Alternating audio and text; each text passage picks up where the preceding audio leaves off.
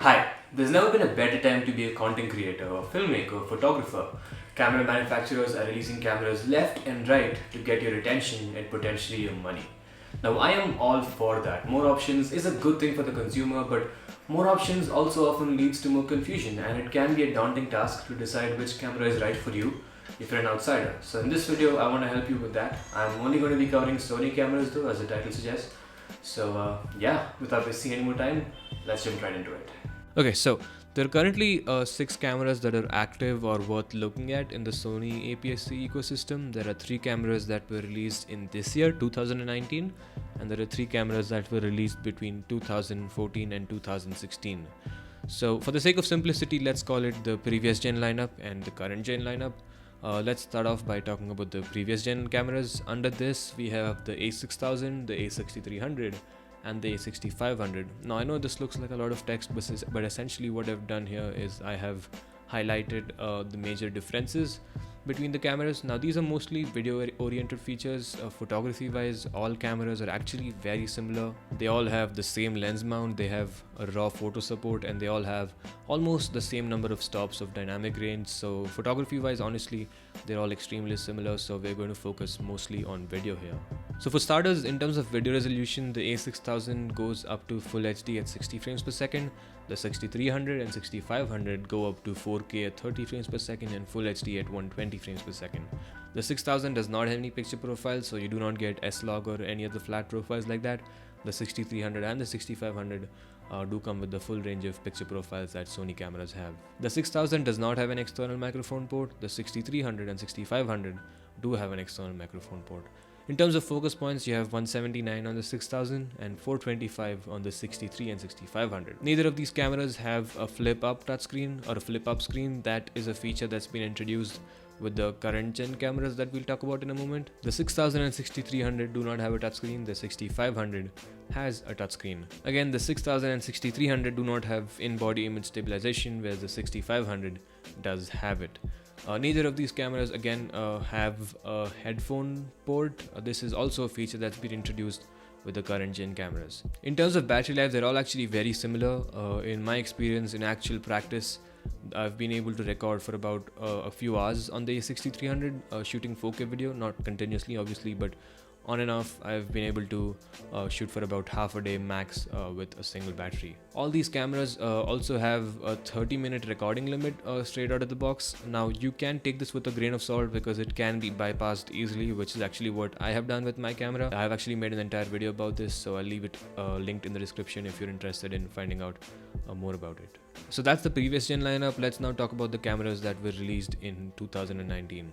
So under the current gen lineup, you have the A6100, which replaces the A6000, you have the A6400, which replaced the A6300, and you have the A6600, which replaced the A6500. The text that you see in orange is all the upgrades that were made compared to the previous gen lineup. So in terms of video resolution, all 3 cameras now can do 4K at 30 frames per second and Full HD at 120 frames per second. The A6100 again does not have picture profiles. The 6400 and 6600 do have picture profiles. All 3 cameras also have an external microphone port. All 3 cameras have 425 focus points, and all 3 cameras also have a flip-up screen which also has touch capabilities. The 6100 and 6400 do not have IBIS. The 6600 does have IBIS. 6100 and 6400 again do not have a headphone port for audio monitoring. The 6600 has a headphone port for audio monitoring. In terms of battery life, on paper the 6100 and 6400 are pretty similar to the previous gen cameras, but in actual practice I've heard that the battery life is improved drastically. The 6600 on the other hand takes it up a notch and makes the battery life almost twice as good from what I've heard, since it uses newer, bigger batteries that the full frame cameras use. And in terms of recording limit, these cameras do not have any recording limit straight out of the box. So those are the options that are currently available to you if you're looking for a Sony APS-C camera in the market. Now, what camera is best for you obviously depends largely on your budget and your needs, but to make things simpler, we can actually eliminate half of these cameras and focus on just 3 of them. So firstly, I would eliminate the A6000 because it does not have 4K video. In 2019 or even as we go into 2020, 4K is going to become a really big standard, so do not get the A6000 right now. The A6300 I'm going to keep because in my opinion it still offers good value for money. The 6500, I was really on the fence about this one, but I have decided to keep it for the single reason that it has in-body image stabilization.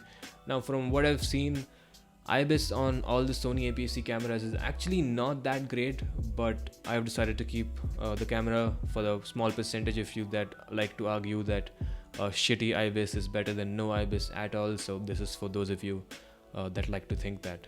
I'm also going to eliminate the A6100. It does have 4K video, but it does not have picture profiles. If you're serious about video, I think picture profiles is a must.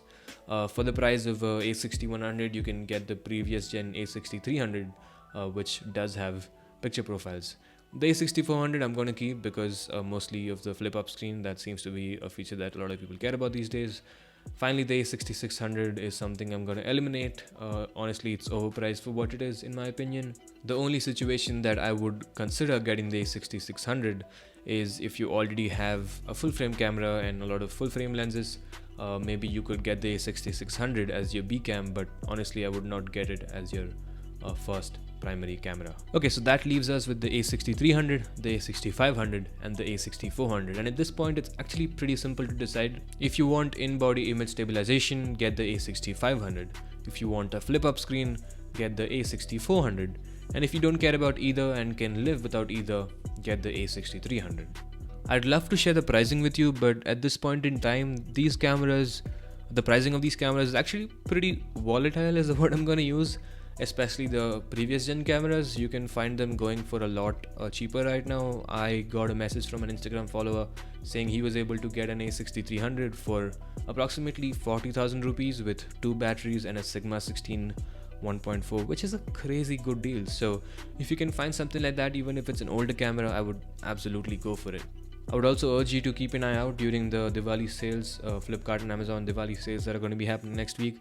And alternatively, you could also always go out and look in your offline market. In fact, offline market is oftentimes where you get the best deals. So look everywhere, try out the camera, and then decide what is best for you. Nevertheless, I will leave links to all the cameras that I talked about in the description, both Amazon US and Amazon India. If that's where you're going to be purchasing your camera, assuming you're getting the better deal, it would be great if you could use my links. It gives me a kickback at no extra cost to you. I would highly appreciate it. So yeah, that's about it for this video. If you enjoyed watching this video or if you found it helpful, give it a like. If you did not, vote it down, let me know in the comments why I didn't like it. If you're new around here, consider subscribing for more videos like this one. It's been Suraj. Thanks so much for watching. Take it easy and stay devoted.